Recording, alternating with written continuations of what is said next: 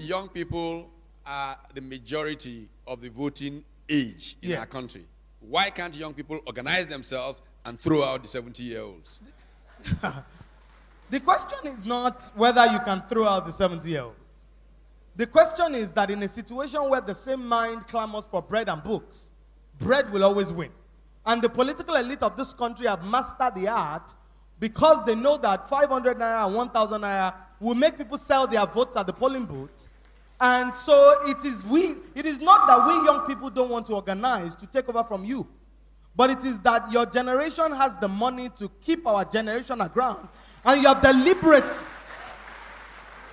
generation has deliberately, sir, except for very few progressives like you, refused to give us the kind of education that will empower us to demand mandatory accountability from your generation.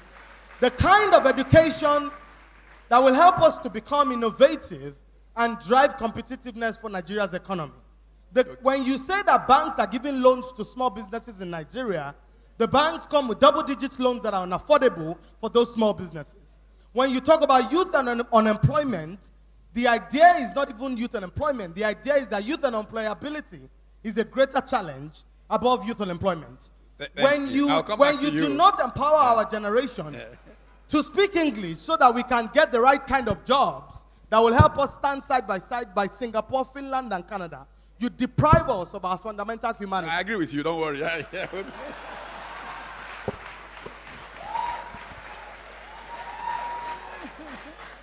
And I'm sorry, Professor Batitomi, I do not mean to be combative or to be activist.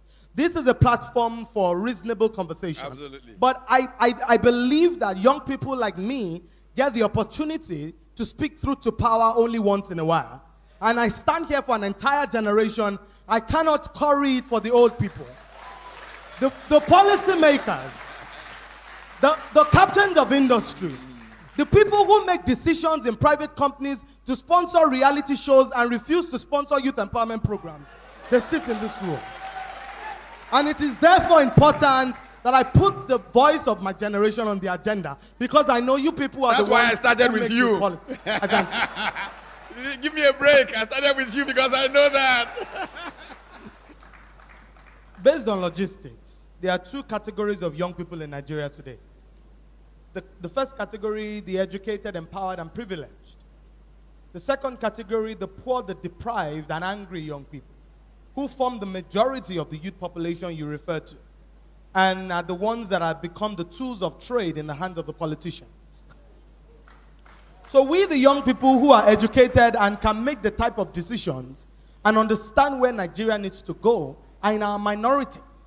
The ones in the villages and the bushes who don't have education, who are poor and angry, who become area boys, do not even have food to eat 3 times one day.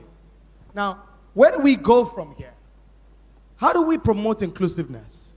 Nigeria and Africa have to become entities that embrace consequences. What do I mean by that? Consequences, when we begin to punish bad behavior in Nigeria, when people steal our money and we put them in jail, Nigeria and Africa will become better countries. I'll tell you why, sir.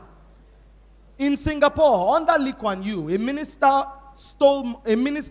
bargained with a contractor and took money and took bribe from him to give him a contract.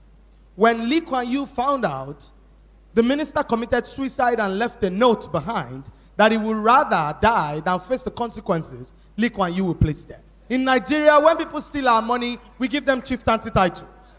When they steal our money, we give them doctorate degrees. Somebody said that the reason why rich people in Nigeria don't fund research is because there's no substance at the base of their wealth. So when we do not place consequences side by side our actions, we do not send a strong message to the people who have stolen. How do we promote inclusiveness? Number one, we need to be able to embrace the principles of equality, where the children of the rich and the children of the poor can go to public schools because public servants elevate the quality of education in the public schools. Number two, where the children of the poor can get jobs without having connections. When they go to University of Lagos, and go to University of Ibadan, and they are giving the same kind of jobs that people like me who went to Harvard University Kennedy School can get. That is when we become an equal country. A country where the children of the rich go to school abroad and come back to lead the corporations is not a country. We're just simply cohabiting. Why do I say that? As things currently stand, one day, during the Occupy Nigeria protest in 2012, the area boys didn't protest to Oshodi. They didn't go to Agege. They didn't go to Yanokpaja. They went to VGC. They went to Ikoyi. They went to Lagos. They went to VI. It means that they know the homes where the rich people, the children of the rich people stay. And the truth is that in a country like this, where we continue to segregate and keep the children of the poor aground, this country is going to go up in flames one day. People are going to get to a point where they cannot take anymore. And people are going to get to a point where they cannot take anymore. When we create jobs, we cannot, within companies, we cannot decide that, for example, the children of the rich must be superior to the children of the poor. And as we continue to promote the ideas of diversity, of inclusion, of equality, we need to move forward and think about how to strengthen the economy of Nigeria by diversifying.